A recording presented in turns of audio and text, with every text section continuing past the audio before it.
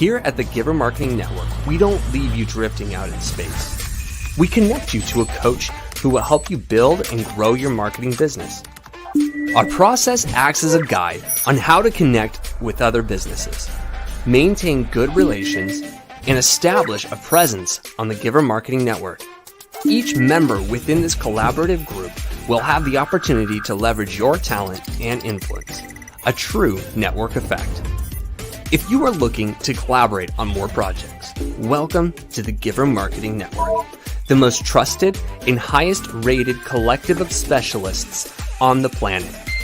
Here we have a group of like-minded professionals who focus on making valuable introductions and helping each other grow by teaming up. Imagine Upwork meets a network and a coach. The talent collectively includes services like visibility and SEO, creating logos, designing websites, managing social media, outreach messaging, visual storytelling, and much more. Think of what you could do with laser-focused allies, strengthening your business while offering your talent to the entire network. Click near this video for more information.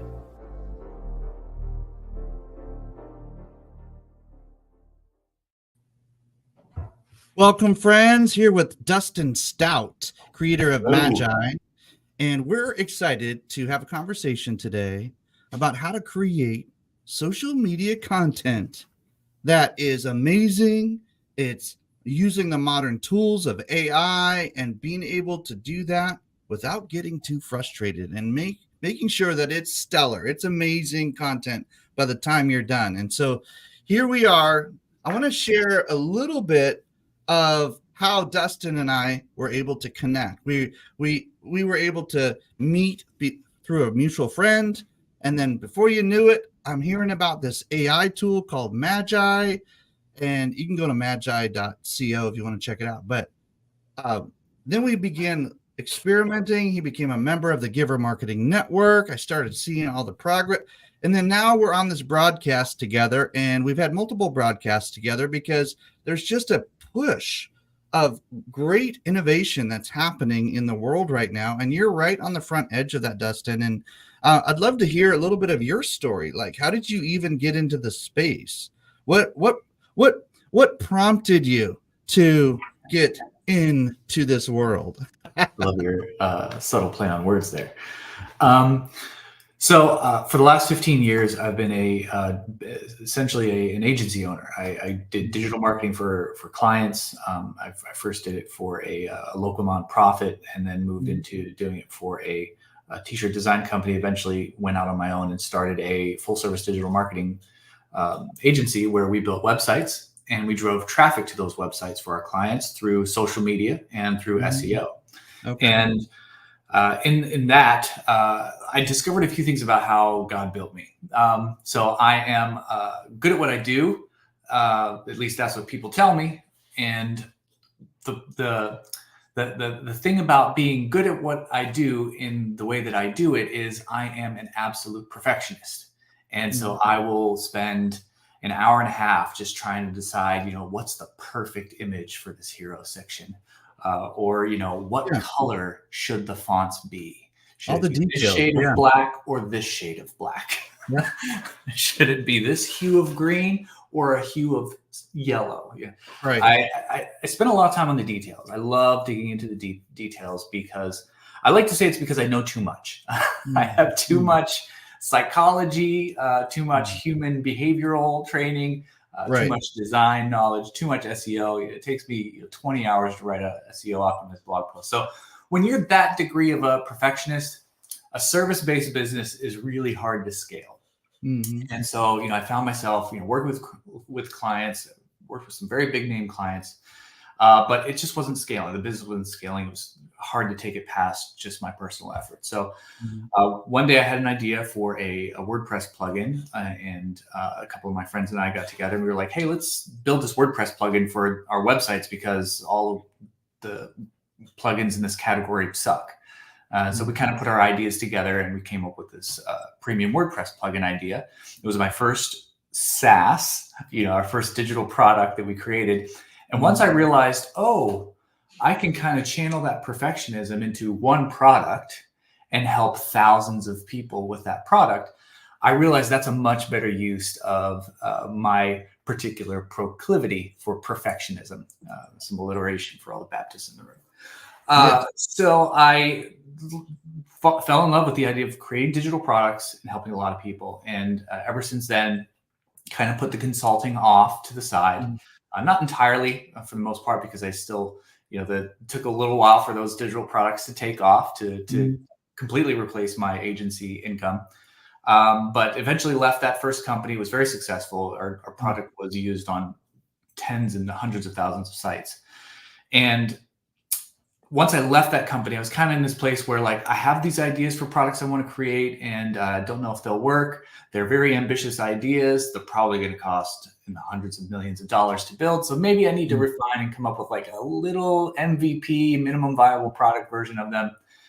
Attempted to launch those two products and they absolutely failed miserably. Helped a handful of people, and a handful of people really got the vision of it. But it was a hard sell for most of the market. The market didn't respond as I'd hoped with them, and I had to move on from those products. I lost a great deal of money and was in probably one of the roughest points in my life. A really deep, dark place where I just felt like a failure. Nothing was working. My wife was coming out of like a season of really bad health issues. Trying to raise 3 kids was really difficult while failing at your startup, feeling like you're failing everywhere. And I was in a place where like, I'm just like, I don't have anything left. I don't know what to do. I have no value. I have no worth. I have nothing to offer the world. Like, I just want to go home to be with Jesus. And, my wife just kept reminding me, like, if God still has you here, he still has a reason for it. So he still got something for you. You just got to be patient and trust. And, sure enough, one day, as I'm applying for jobs, I was actually like, for the first time in 12 years, I was applying to work for someone else. I'm filling out these surveys, and then ChatGPT came out. Surveys. I was filling out applications and having to do, cover letters and stuff like that. I hate doing cover letters. I never did one before, and ChatGPT just happened to come out that same week. And I was like, oh, well, I've used AI tools before, but they've all sucked. And I have opinions about why they sucked. But when ChatGPT came on the scene, I was like, oh, I just tell the AI what it wants and it like writes stuff for me. That's super cool. So I started using it. I actually used it to write a cover letter for a job that I was interviewing for a big WordPress hosting company.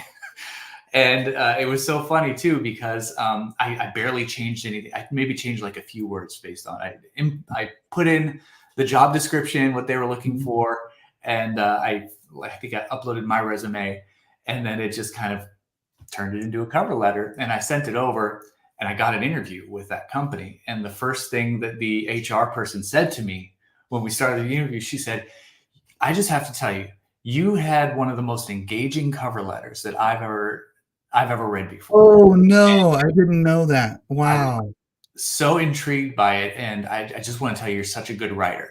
I was like, well, I've been blogging for a lot of years. And so I just use a lot of tools. Yeah. But anyways, so I instantly understood the world-changing paradigm that was about to happen when I started using ChatGPT. And so I used it prolifically in my own work, my personal work, my job applications. Yeah. And then I had some clients at the time that I was building content for and landing pages and marketing copy. And so I started using it for all these purposes. And instantly I realized this is world changing.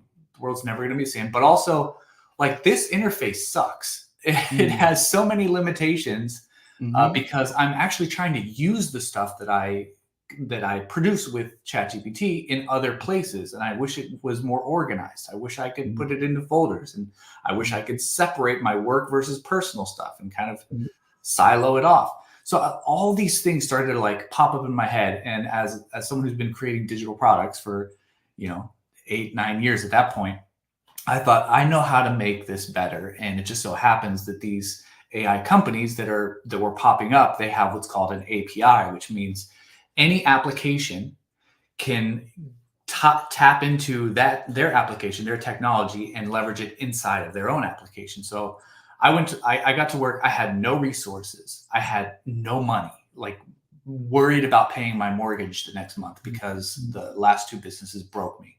Mm-hmm. I had very little confidence after those two huge failures. But what I did know is I had to make something happen. And I saw this paradigm, and I saw people starting to adopt it and having trouble working it into their workflows. And I kind of envisioned it was almost like God just said, like, here's what it's going to look like in the next 6 to 12 months. And I was like, I could build something that helps a lot of people use AI faster, easier, better, and with less friction. And so I started building Magai. This concept of Magai was really just like, how can I make ChatGPT better and more accessible? And in 8 weeks, start to finish, I built Magai entirely by myself, by the grace of God, because I did not have these skills prior to. I just kind of figured it out as I went. And I had a product ready to launch on March 31st of 2022. And had a small handful of beta testers try it out, and they loved it. And ever since then, it's just been a process of like listening to our users. How is the industry evolving? How is our use of AI evolving? And how can we build tools that put them all in one place for people to make it easy and accessible, and help people leverage all of the world's best AI models and content and tools, and in one subscription, and not in one place. Yeah, that's that alone. Just signing in, signing out, copy, paste, bring it over to this document. Try to remember where you put it. Switch to that app. Yeah, you solve that problem, and so we're here today to talk about how we can leverage some of those tools. Now that we know a little bit of your background and the story of Magai. Okay, so what if we were playing on Magai or some of these other tools just to get started? And Magai is not that expensive, so I'm sure people are going to be able to want to just test drive it for a while, and so that's going to be fun to kind of just hear feedback from that. But what about social content? I mean, we need to create some killer social content because we want to use the tools at hand. We want to make it compelling, encouraging for people to either read or click or comment or engage in some way, or ultimately we want positive attention and a lot of appointments coming in. That's the bottom line, right? So let's dive in. I mean, I'll bring I can bring up your screen sharing up on the screen whenever you want me to, Dustin. I can do that, and then we can kind of rock and roll. But let's dive in. Let's start talking about this, and let's see. Yeah, well, let me preface it with this. So before I went right when I went completely on my own as an agency owner, I actually subcontracted for a couple different other bigger agencies that were doing exclusively social media content, and they were doing social media content for all kinds of businesses. And so I know what it's like to not just have to produce your own social media content, but if you're doing it for clients or doing it for a business, and you realize at some point that like, oh my gosh, I only have so many social posts that I could do in a week. Like it's too much. Like it saps my creativity dry. And so I was creating content, not just for my personal brand, but for my business brand, but also for a plumbing company, a bank, a resort, a women's rejuvenation clinic, all kinds of hosting companies. I had to look at and apply myself and my social media knowledge to many different verticals.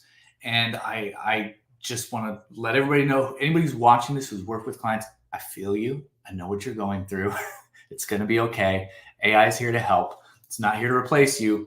You're here to, it's here to just assist you and supplement you and just give you superpowers. So I'm going to take a very approach today that's more or less like, how are we producing content for businesses, not necessarily for personal, although these principles can absolutely apply to if you're just creating your own social media content, building your brand. But we're going to really kind of focus in on, what if we're doing this for a business?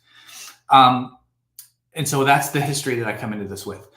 So one of the hardest things that people have, I hear this all the time, is like when I ask the AI to produce content for me, it doesn't sound anything like me. It doesn't sound anything like my brand. And I have to do all this editing work afterwards. And it takes me almost as much time just to do the editing than it would have if I just created it from the start by myself. And so there are many ways where you can, in a sense, train the AI or teach it or tell it or instruct it to write in your voice. And there are many tutorials. I wrote a tutorial about it on our blog, but I'll just quickly run you through one way that I do it on a consistent basis, or show people on a consistent basis how to do it for their business. Okay. And I'll show you here Magai right inside my dashboard. So I'm going to create a new chat here. Now you can do this in pretty much any AI chatbot at this point. Most of them can browse the web. From the beginning, Magai had the ability to read a web page, so you can give it a URL and it can actually pull in the content from that URL. And so the first thing I would do is, let me turn on the assistant. Oops. We'll talk about this feature a little bit later. But I'm going to engage the assistant, and I'm using the GPT-4o model, which for me is one of the most creative models. It's one of the most advanced ones. It's not the most advanced in terms of all things, but it is the best for creative tasks or starting from scratch when you have quick nothing. Technical question for those who have been using Magai for a while. What is the multiplier? What does that mean? Multiplier. So all of these AI models, they all have different costs. So every time you run a prompt and get a response, it has a cost associated with it. Sure. And just like using, if you were to buy, one drink at Starbucks versus another drink, some cost more than others. And so the multipliers are really our way of mitigating the cost. And so whatever plan you're on, you have X number of words that you can use in a given month. And we're very transparent about how many words you get in that plan. Unlike these other AI companies, they say there are limits. We won't tell you what they are, but we'll let you know when you get there. We tell you exactly what your limits are, so you can kind of gauge your usage for yourself. But anyway, so a multiplier is essentially what multiplication we do for the output that you get. That didn't make a lot of sense. Let me just give you a practical example. GPT-4o has a 1x multiplier. So every time you generate 100 words with GPT-4o, we multiply it times 1x. And that's what it costs you in terms of your word usage. Now, if you were to say use Gemini Flash 1.5, very good model, it's a 0.1x. So if you were to generate 100 words with Gemini Flash, it only costs you 100 words times 0.1. Oh, so like 10 words. When it comes to your the Magai platform, it can be a tenth of the cost depending on what you're trying to accomplish, and depending on what model. And you can see there on the screen that there are multiple options. I'm starting to fall in love with Gemini myself. GPT's having some great progress, and there's some others that are just killing it right now.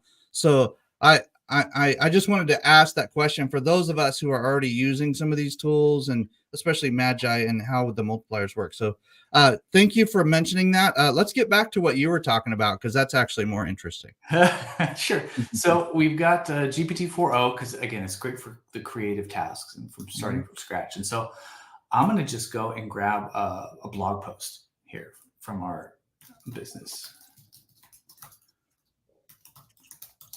And the reason I'm doing this is because I want the AI to see a sample of our writing style, so that it can then describe it for me. I'm going to have it describe the writing style that it captures from this URL. Let me grab this real quick.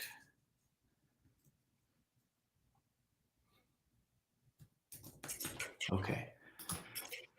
Here is a link to our latest blog post. So I'm just going to tell it what I'm about to give it, and then I'm going to ask it to essentially articulate the writing style. Here's the link to our latest blog post. Please analyze the author's writing style and tone of voice and describe it in detail. Okay, so I'm just going to paste the link in there, so a link to our latest blog post.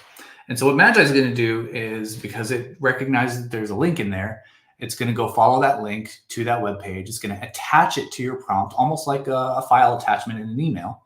Yep. So you can see the attachment pops up there. And that means GPT can now read that web page because it has that attachment. And it's going to do exactly what I asked it to do. It's going to analyze the writing style and then give me a very detailed explanation of it. Now, what I would do, and again, I wrote a blog post detailing how to do this, is I would kind of give it several examples. I would give it another blog post and another blog post, asking it the same thing every time. Add this, analyze this writing style, and add this to your description of the author's writing style and tone of voice. Now, this is if your business doesn't already have like a brand voice style guide set. Right. This is one way to go about it. But taking content you've already written, feeding it to the AI, and having the AI tell you or describe that writing style and tone of voice. Quick question: Could you put multiple links or a link in an example all in one prompt and say, "Hey, analyze this content"? The best way to go about it is to give it one at a time. That way it has all of its processing power focused on that one thing. In Magai, we have limited that to only one URL or one attachment per prompt. It's more of a technical limitation, but practically, in my experimenting with some other AI tools that will allow you to upload multiple things, what ends up happening is it misses a lot of things because there's so much information that it can't process everything at once, and it can't give equal weight to everything at once. So when you give it a one at a time sort of methodology, you're giving equal weights to each one of those items. Got it. That's smart. Okay. Yeah. And you're saying, this is important, do this. Okay, now this is important, rather than all of this stuff. And it kind of decides. It's like a lot of these AI models have from a technical infrastructure standpoint, they use a middle out technique, which is just a way of saying they kind of put emphasis on the beginning and the end. And a lot of the middle stuff kind of gets not necessarily thrown out, but it's not as well paid attention to. Okay. So this will produce a higher quality result based on what you're talking about. Okay. Thank you. Yeah. When you take your time, you feed it one thing at a time and allow it to have that dedicated focus per item, you get a much more rich result. And you'll end up with a voice you can save forever because of the way the tool's built. Okay. Yeah. Gotcha. The whole point of this is to never have to do it again. So you do it, you do a really good job at one time, and then hopefully it benefits you for the rest. All right. So we got one example. Are we just going to roll with that one just for sake of time? For the sake of time, I'll just wrap it up here. So all I'm going to say is, please turn this or turn your analysis of the writing style and tone into a set of instructions for an AI model to follow and write in this author's voice. Really straightforward, right? You're just telling it, this is what I want you to do with what you just read. Turn it into a brand voice, essentially.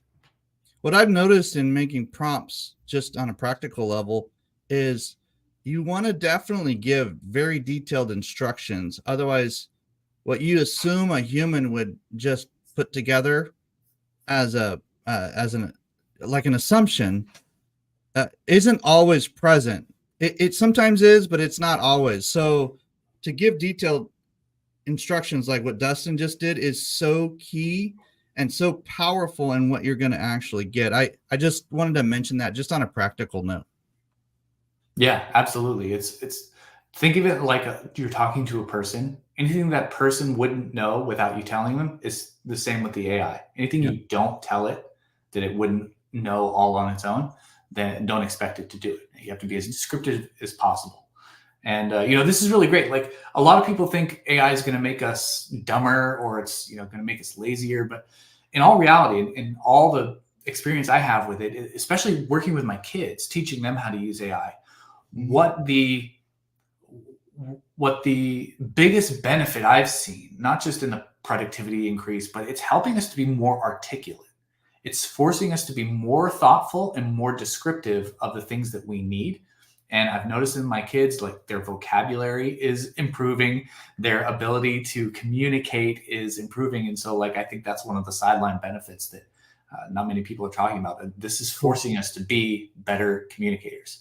Yep, and anybody who's been married for any amount of time knows that communication is very, very important. And the better you are communicating, the happier your life will be. So what did it just produce here? Like, what is this? Yeah, so looks like what it did is it kind of went through again all of the stuff that I gave it and turned into like an analysis, so to speak, a very structured analysis. And then at the end, it gave us this sample prompt. It knows that AI models need to be prompted, and so it kind of wrote this whole thing in the style of a prompt. Now we're going to make a slight change here. Now you can use prompts like this.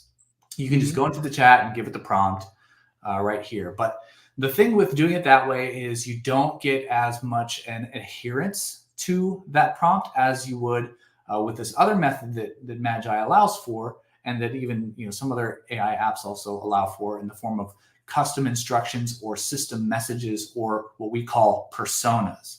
Okay. And so what we can do is we can actually create a persona that the AI will take on. And basically this will be its number one most important set of instructions that it has to obey at all times. Got it.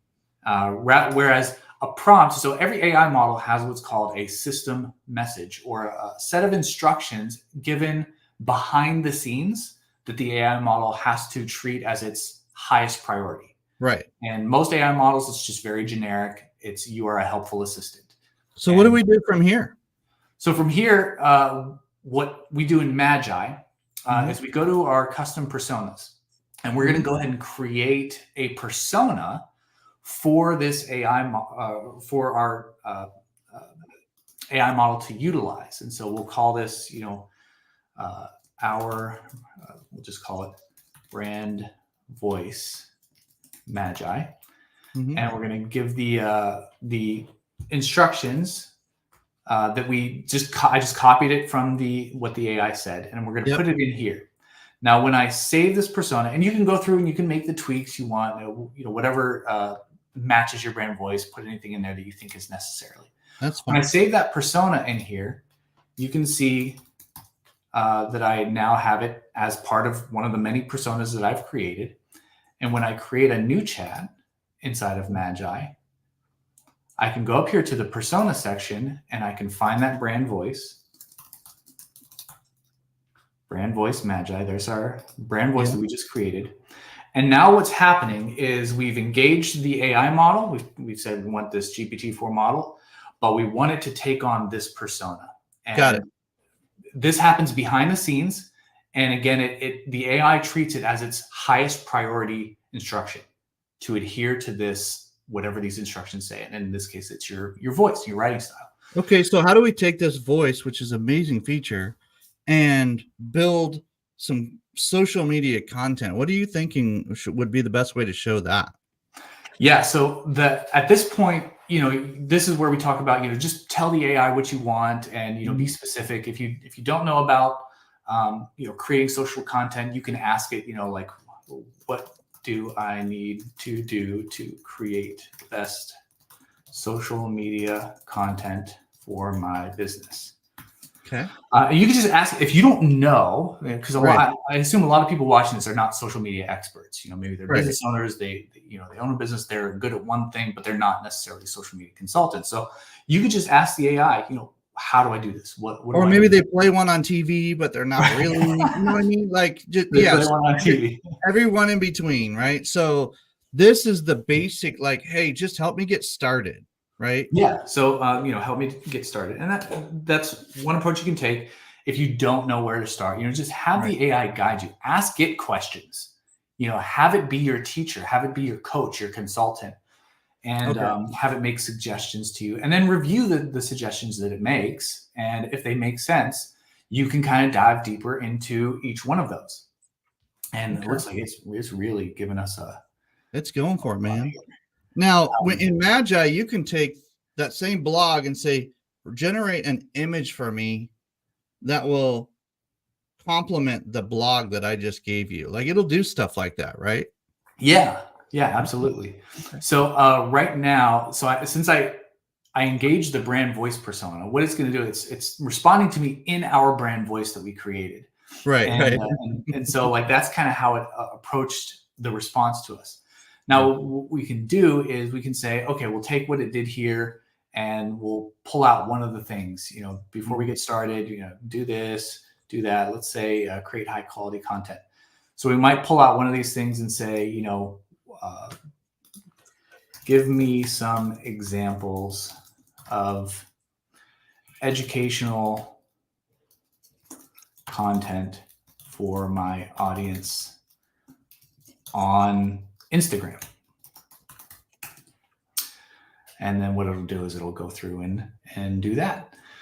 So we can get really specific. We can ask it, produce content in this way, and it'll do that for us. Now, there's a couple, and this tutorial or some form of this tutorial of how to create a brand voice that does this.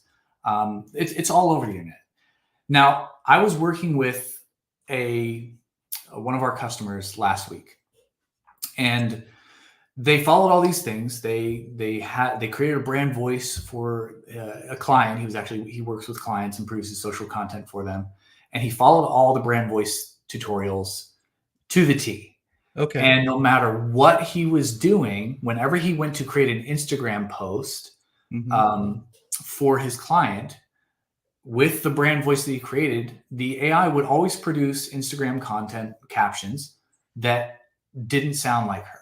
Even though he went through all the trouble, he trained it on her voice, wrote those instructions, used the persona, it still wasn't producing the kind of content that his client usually needs. The format was wrong, the word usage was wrong.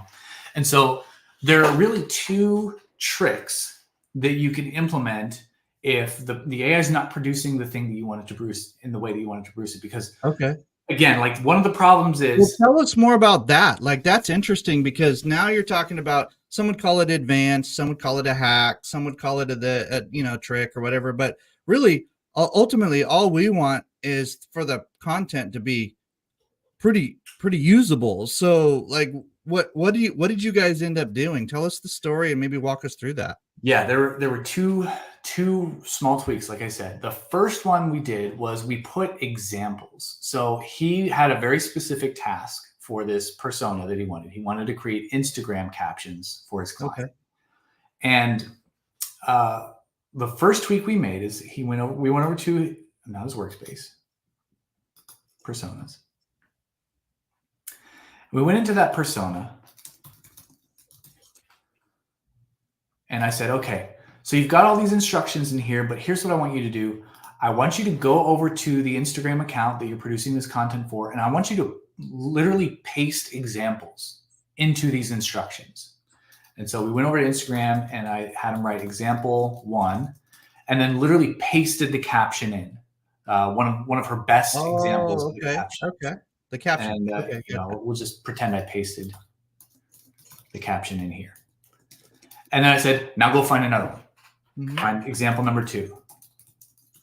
And so it's digging deeper at this point. It's taking the general voice and it's saying, oh, no, we're going to get very specific here.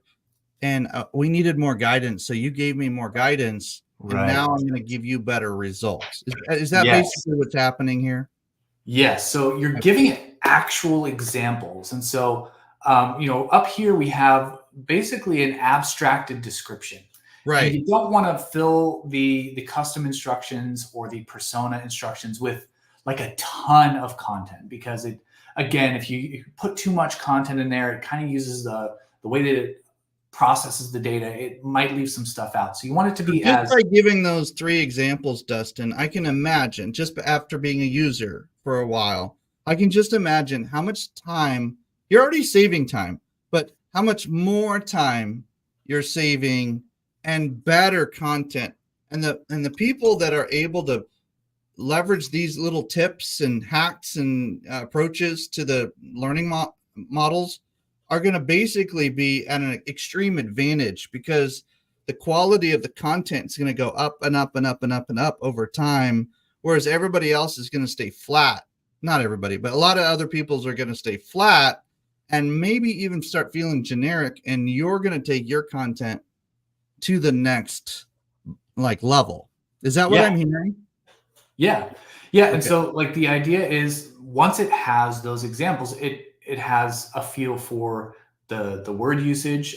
This client would use emojis in a certain way. So it had a sense of how the emojis were used, the structure, the way that the captions were structured, because they were all very consistent. Okay. And so with 3 examples, that seemed like a fair amount to me. I'm sure you could experiment more or less, maybe examples.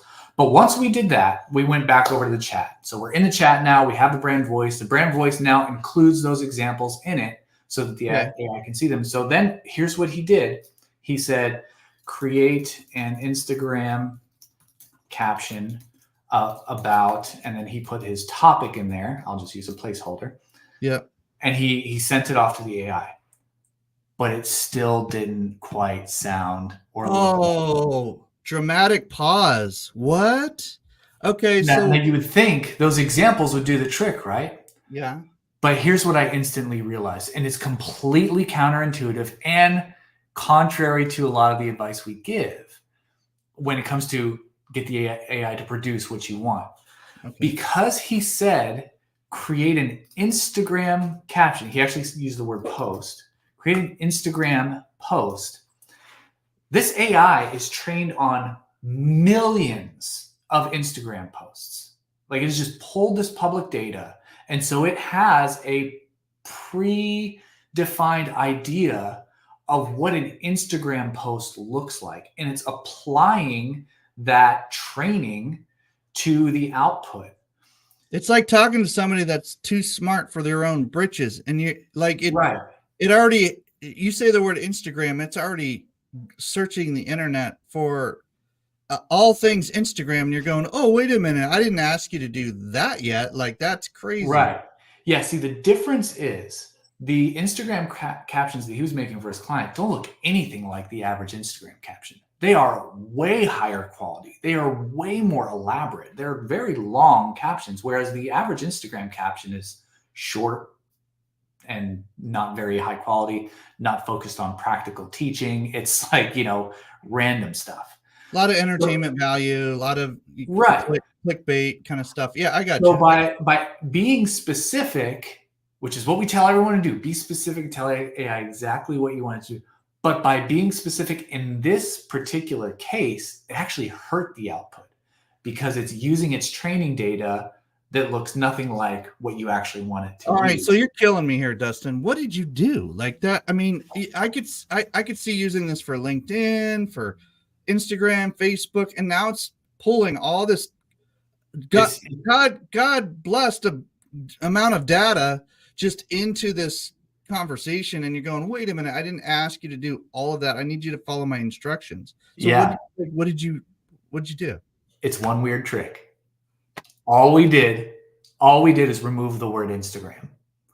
By simply deleting the word Instagram, the AI no longer has this predefined set of data that it's trying to apply to your request.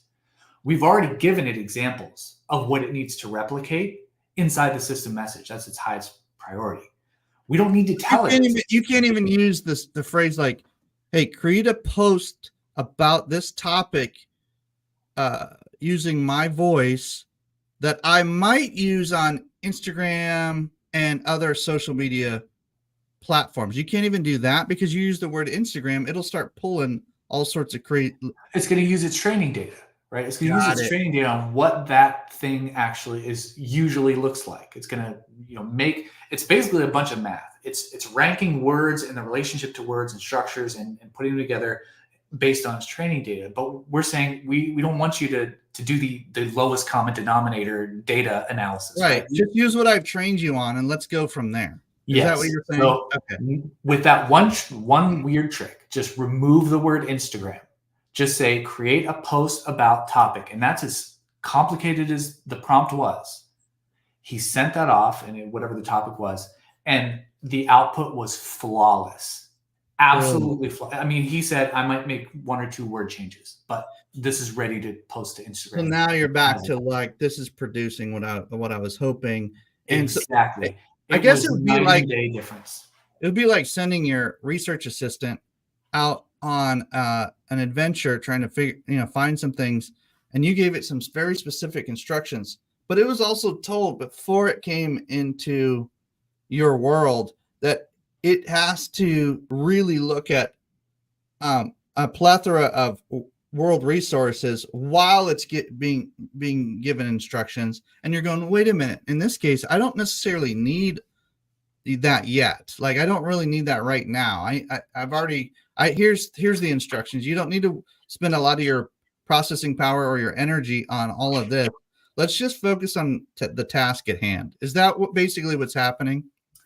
Yeah, it's that, but it's also making sure that if what you want it to produce is in any way different, or I mean, in this case, higher quality, or just a much different style than what most of the things of that nature are, you want to avoid the specificity and just rely heavily on the examples. The specificity of widely known platforms, because it's going to pull those in. Right. There's so much data. Even in the case of a blog post, right? So like this particular brand voice, we trained it on a blog post, which is why I kept producing things that look like blog posts. Mm-hmm. So like, even if you're doing just a blog post persona, which would be a great idea to have a specific persona for a specific task. Yeah. That's what I highly recommend.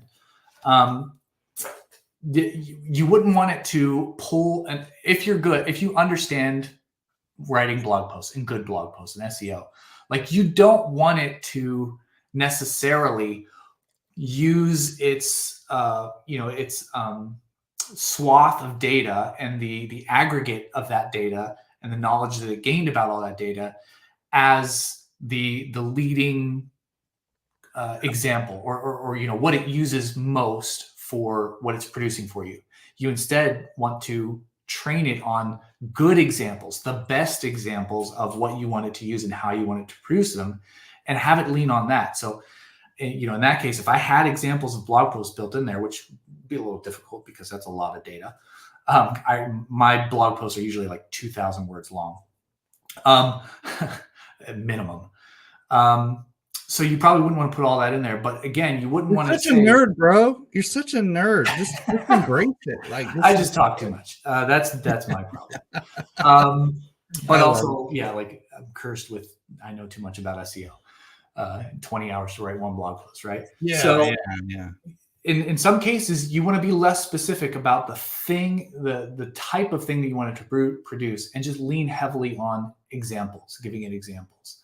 That's where we're going, right? Use a lot of these examples, maybe pull out 1 or 2 words that might be tripping up our research assistant here, and really help it get really narrowly focused on high quality content that you want it to produce. I love this.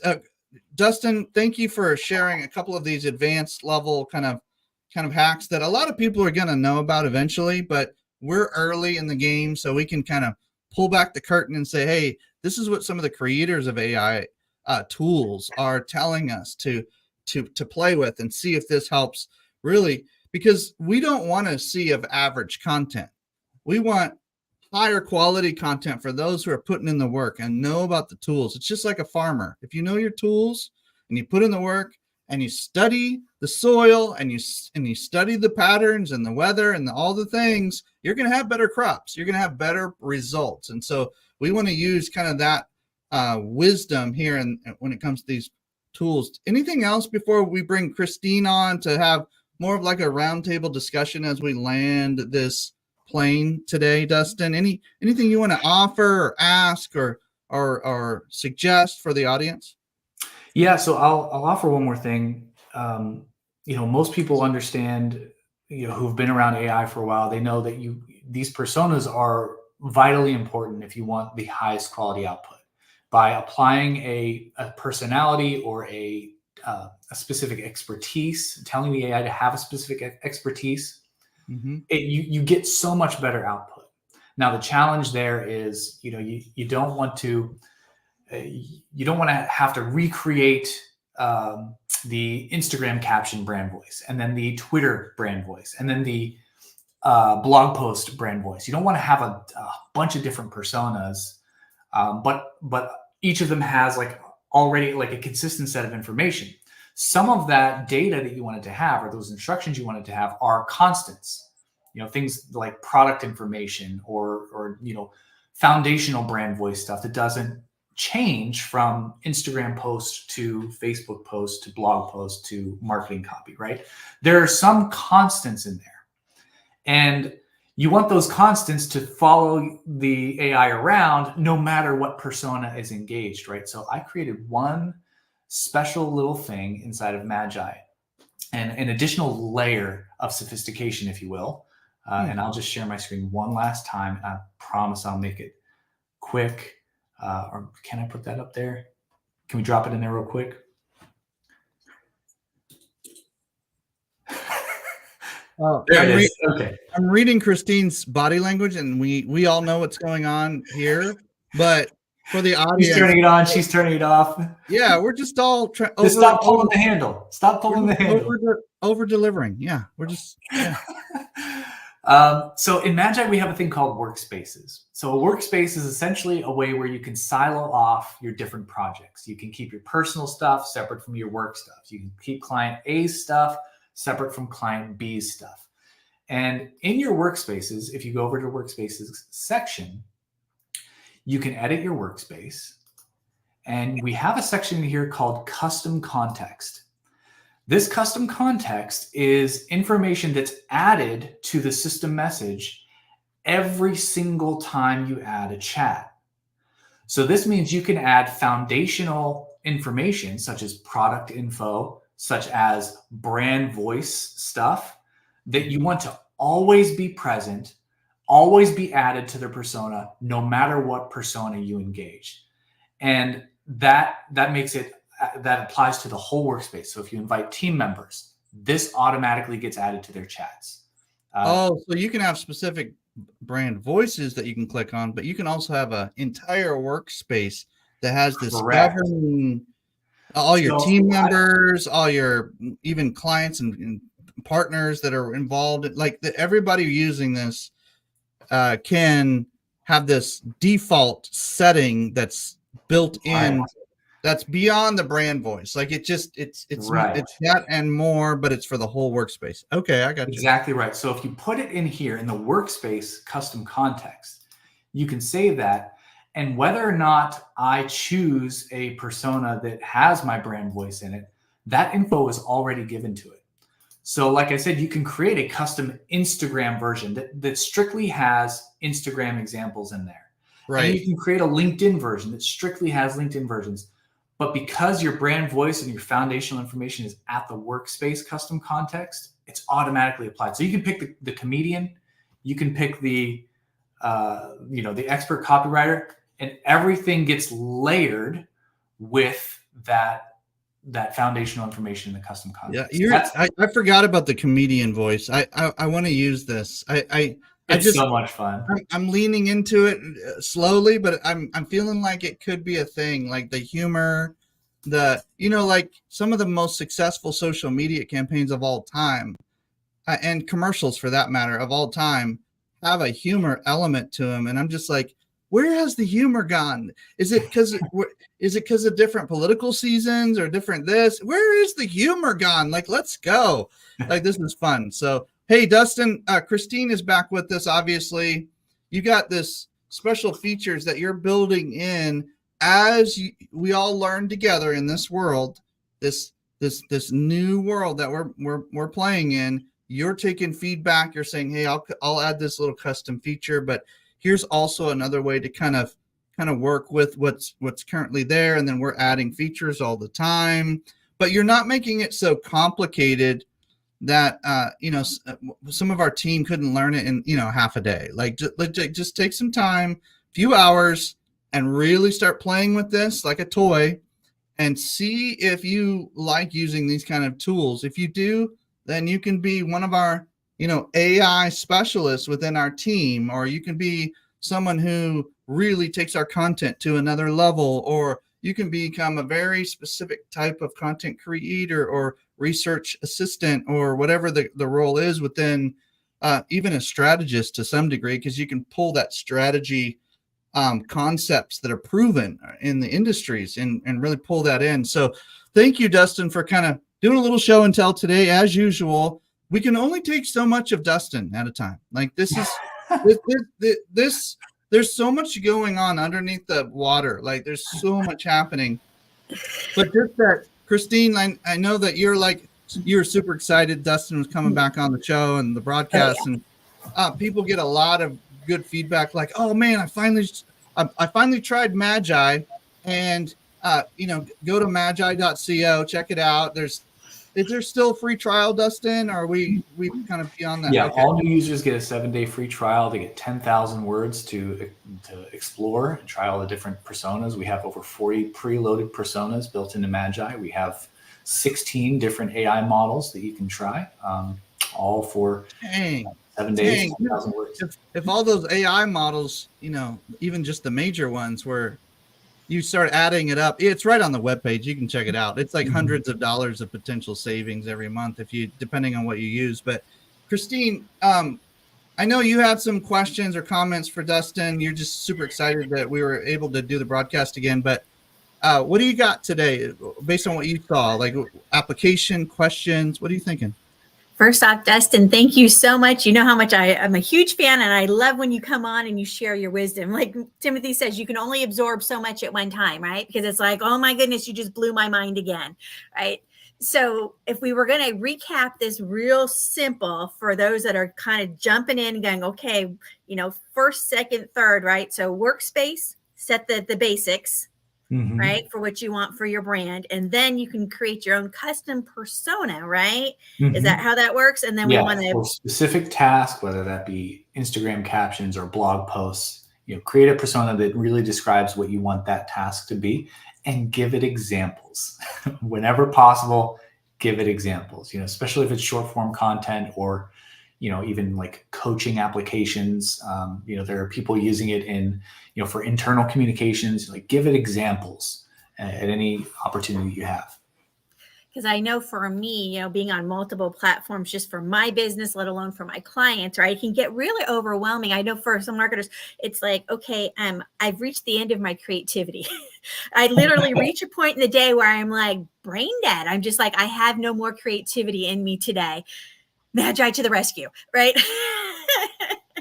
Yeah, or even save some of that creative energy that you would be trying to think of things that Magi could do in the beginning, and then save it for the very the bookends, right? The beginnings and the ends of your actual creative project. Christine, I love that you said it that way. That just makes a lot of sense for me, because I don't think of creativity as a bank of energy, like what you just said. And it is. You're right. It is. That's a really and people assume that the marketer is always going to be creative, right? If you're in the social media space, the web, whatever it is, we do a lot of creating, right? And even as a business owner, right? And you're trying to work on at some point, you run out of creativity. You're just done for the day, right? If you incorporate some of this AI, you can save some of that energy and use it where it makes sense, right? Instead of recreating the wheel by yourself every time, right? You've got some basics you can start with. So once you've got your workspace and your persona, and you've got your examples in there, right? Now we can come back into and even start asking strategy questions, right? Pull that into the AI, right? Any recommendations on where to start? For example, some of us are in professional mode for Facebook, right? So we need to come up, and I'm like, oh man, now I have subscription option. I don't even know where to start with this, right? That's a whole new campaign thing, right? I'm like, oh man, I know I got to use Magi for this. Yeah, I mean, I was creating social content for clients a lot. I think at one point it was something like 500 social media posts per week. It was a lot. And I can tell you firsthand, creativity is a limited resource. Thank God it gets replenished every day after a good night's sleep. But it's just like, our muscles get fatigued, right? If our job is to take a sandbag and go from here to over there. I can pick it up and carry a sandbag. Like I'm not I'm not a power lifter, but I can carry a couple sandbags and get them over there, right? But after like 3 or 4 trips, I'm gonna be like,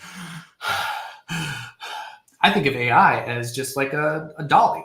Like you just throw it in the dolly, it makes your job easier to get from point A to point B, and then you have more energy. You can take more trips, and you need less breaks.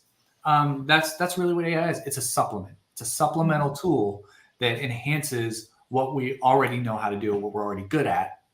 And if we are good at it already, it's going to be that much better in the end. And then we have more creative resources. For the social media people, the point of social media is to be social. And, I taught about this back when, scheduling tools were controversial. Like, oh, why would you schedule your content? That's so impersonal. Well, I schedule my content because it leaves me more time to go talk to people, to be social. And so like if I'm spending less of my energy and creativity coming up with all this amazing content, if I can kind of shortcut that and reserve some more energy to go be social, that's the goal, right? The goal is to have more energy, time, creativity for people directly. Well, it's like the rule number 1 in Fight Club is in marketing and communications and media is don't be the best kept secret in your industry. Like that's rule number 1. Like you can do all the other things right, but if you don't know, people don't know where to find you, if you're not on broadcasts like this, if you're not out there, in social media world or touching base with folks periodically, then do you really want to be in business? Like it's a fair question, right? So you gotta find efficient ways to produce high quality, engaging content and by engaging we just mean educational, entertaining, interesting to the audience. Think of your audience first, not yourself first. Like these kind of things are like basics that Christine walks people through all the time. Katie walks people through this, like the larger strategy on this all the time. Dustin, our tools that you brought to us today can help us at least get our foundations set so that we can build an amazing house and then put the finishing touches on it so it looks even better. And so I just appreciate our time together today. Christine, any last thoughts before we're kind of landing the plane here? I do want to remind people that 7-day trial is there's no huge obligation or anything like that. Just go try it, check it out. And if you feel like you need some more instructions, go back and look at some of the videos Dustin has done. He has great resources and support. So that's one thing some of these large language models don't have is a great support system. Oh gosh. Besides the actual, just try to get support from one of these big companies. Oh man. So to some degree, that alone is worth a few dollars a month or whatever it is. So yeah, I just really appreciate that level of service support and ability to give tutorials and resources and guidance and hit tips like you gave us today. And Christine, we got to wrap up top of the hour here, but what do you got? I was just thinking that if somebody doesn't know, Dustin actually has a Facebook group. So if you're a fan or if you want to learn or if you have questions and he gives you sneak peeks like, hey, by the way, this is coming out soon. So you don't know what's coming out early. You want to be in his Facebook group. Dustin, what's the name of your Facebook group? It's called the Magai Masterminds. It is exclusively for Magai users because basically all we talk about is Magai in there and using AI and advanced ways with Magai. So you really wouldn't be a Magai user to be in that group. But yeah, I mean, I try my best to do, previews of upcoming blog posts or upcoming features. And I try to key them in. They get to see everything first. They're the VIPs.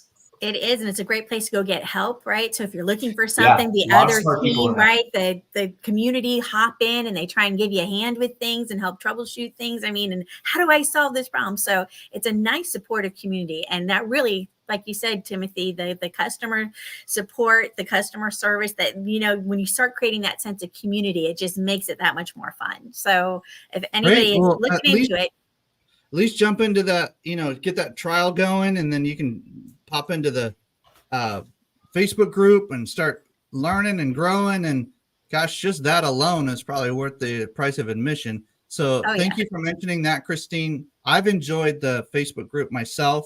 And so I really appreciate you mentioning that. Christine, there's something that we're going to be doing tomorrow. Can you just for timeliness, can you put that up on the screen? Absolutely. Real quick. See you tomorrow. Same bat channel, same bat time, right? Basically go sign up and join us. We're on Zoom. So it's going to be givermarketing.com/networking. Register once, come hang out. And Dustin's been known to make an appearance in there once in a while too. So if you wanted to meet him and talk one-on-one, come hop in and join us. All right. Blessings, guys. We'll see you tomorrow or next week sometime. Blessings. Talk to you soon.